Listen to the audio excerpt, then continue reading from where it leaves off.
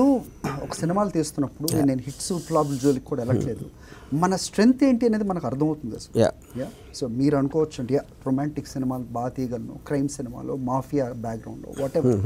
ఈ మధ్య కాలంలో వచ్చిన పొలిటికల్ సెటైరిక్ సినిమాలు కమ్మరాజ్యం అనేది తీశారు, అంతకుముందు ఎన్టీఆర్ గురించి లక్ష్మీ పార్వతి ఎన్టీఆర్ అదొకటి తీశారు, అవి బాగా రీచ్ అయినాయి.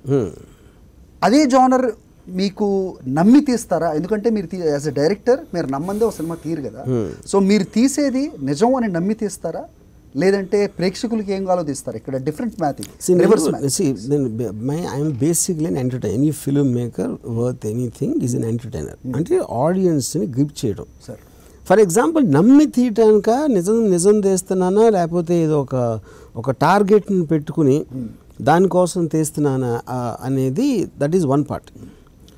సెకండ్ పార్ట్ అసలు ఈ విషయంలో అసలు ఏమీ అంత ఇంట్రెస్ట్ లేకుండా వేరేది చేస్తున్నాడు, వాడికి కూడా నచ్చాలి అనేది ఇంకో part. For example God father cinema వచ్చింది 50 years బ్యాక్ వచ్చింది మాఫియా మీద. ఆ టైంలో మాకు మాఫియా అనేది పేరేం ఎవడో ఫస్ట్ మ్యాలోన్ బ్యాండో లాంటి స్టార్ లేకపోతే మ్యాలోన్ బ్యాండో ఎప్పుడు పేరు మీద అది. So God father first time వాళ్ళు చూశారు. సో బేసిక్గా 1930s 40s ఉండే మాఫియా మీద 1972 హాలీవుడ్లో తీసి 2020 వరకు ఇంకా తెస్తాను దాన్ని. సో బేసిక్గా స్టోరీ ఎలిమెంట్ అనేది ఇప్పుడు ఫర్ ఎగ్జాంపుల్ మీరు బుక్ షాప్కి వెళ్ళారు అనుకోండి, 1000 పుస్తకాలు ఉంటాయి. దాంట్లో కొన్నిటికి చాలా సేల్ ఉంటుంది, కొన్నిటికి తక్కువ ఉంటుంది, కొన్ని ఎవడో కొనకపోవచ్చు, కానీ ఎవడో ప్రింట్ చేశాడు, ఎవడో పబ్లిష్ చేశాడు, షాప్లో ఉంది. ఆడొక్కడొచ్చి కొన్నాడా, 50 మంది కొన్నారా, 500 మంది కొన్నారా అని దాని బేసిస్ మీద దాని సేల్ రేంజ్ ఉంటుంది. Same thing will happen in films. Okay, ఒక సినిమా 100 మంది చూడొచ్చు, ఇంకోటి సినిమా 5 చూడొచ్చు.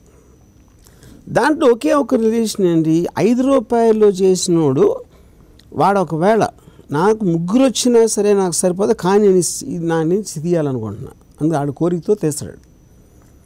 ఆడికి ₹100 వచ్చి సినిమా కెపాసిటీ ఉందా లేదా అనేది వేరే విషయం, అది నమ్మచ్చు. ₹5 ₹100 అవుతుంది. సో అంత అన్సర్టానిటీ ఉన్న ఒక అది I don't think it's only films. Any బిజినెస్లో మీ పర్సనల్ డిసిషన్స్ ప్రొఫెషనల్ అన్నిటిలో కూడా మీరు అనుకున్నది జరగదు. కానీ అందరూ హోప్ తోటి చేస్తారు, జరుగుతుందేమో చూద్దామని. అప్పుడు దాంట్లో ఆ హోప్ అనేది మీరు ఎంత పణం పెడుతున్నారు అనేది మీ కెపాసిటీ బట్టి ఉంటుంది, మీ నమ్మకం బట్టి ఉంటుంది. For example Rajamouli leap of faith అనేది ఒక ఫ్రేజ్. లీప్ ఆఫ్ ఫెయిత్ అంటే ఏంటంటే, మీరు ఈ బిల్డింగ్ నుంచి ఆ బిల్డింగ్ టాపిక్కి ఒక 4 అడుగుల మధ్యలో ఉంది గ్యాప్ ఉంది, మీరు ఇక్కడి నుంచి అక్కడ దూకాలనుకోండి. 4 అడుగులు అంటే కొంచెం ఓకే చేసేసి అని దూకారు. 5 అడుగులు పెట్టాం అనుకోండి, కొంచెం ఆలోచిస్తారు.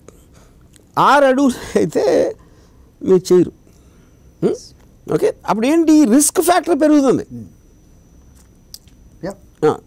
అది నిజంగా మీరు మెజర్ చేసినా కూడా. కానీ చాలా హోప్ చాలా నమ్మకం ఉన్నప్పుడు వాడు 7 అడుగులు ట్రై చేస్తాడు. That is called leap of faith. అంటే అప్పుడు ఇంకేంటి లాజిక్ లేదని, ఇంకా నమ్మకం మీద దూకేయటమే. అప్పుడు ఏంటి, రాజమౌళికి ఎక్స్ట్రాడినరీ ట్రాక్ రికార్డ్ ఉంది, తను ఎప్పుడు ఫ్లాప్ తీయలేదు, మొత్తం కెరియర్లో ఫ్లాప్ తీయలేదు. అప్పుడు తెలుగు సినిమాకి 70 కోట్లు మ్యాక్సిమం రికవరీ ఉంటుంది అని బిలీవ్ చేసే రోజుల్లో ఆ ప్రొడ్యూసర్స్ 150 ఖర్చు పెట్టారు, అది రికవరీ. ఇప్పుడు అవ్వలేదనుకోండి, అప్పుడు కింద పడి చచ్చిపోయినట్టే కదా. ఇప్పుడు హాలీవుడ్లో Titanic cinema and Water World అని కెవిన్ కాస్ట్నర్ తీసాడు. అదేమో స్టూడియో అయిపోయింది వాటర్ వరల్డ్తో, ఇదేమో ఎక్కడికి ఆకర్షణ వెళ్ళిపోయింది. ఇద్దరు నమ్ముతారు కదా. Kevin Costner also Oscar winning director, Dances with Wolves అని ఇలాంటివన్నీ తీసి. Correct. So I think then it's a question of the person's capacity. ఇప్పుడు ఒకళ్ళ దగ్గర సపోజ్ ఆడికి ఒక 500 కోట్లు ఉందనుకోండి, ఆడప్పుడు 5 కోట్లు 10 కోట్లు ఖర్చు పెట్టడానికి ఆడికి మనీయే కాదు. సో మీ కెపాసిటీ నా కెపాసిటీ పెట్టడంలో నేను సబ్జెక్ట్ మ్యాటర్కి ఎంత కావాలో నేను అంత రేజ్ చేస్తాను. ఇప్పుడు నేను ఐస్ క్రీమ్ తీసిన అప్పుడు సపోజ్ ఐస్ క్రీమ్ తీసాను అనుకోండి, నెక్స్ట్ 6 monthsలో ఒక 26 crores పెట్టి సర్కార్ 3 తీసాను మళ్ళీ. సో అదేంటి మనీ వచ్చేది ఆ ప్రాజెక్ట్ బట్టి ఉంటుంది, ఆ పర్టికులర్ ప్రాజెక్ట్ బట్టి దానికి కావాల్సిన ఎలిమెంట్స్ ఏంటని దాని మీద వస్తుంది ఎప్పుడైనా.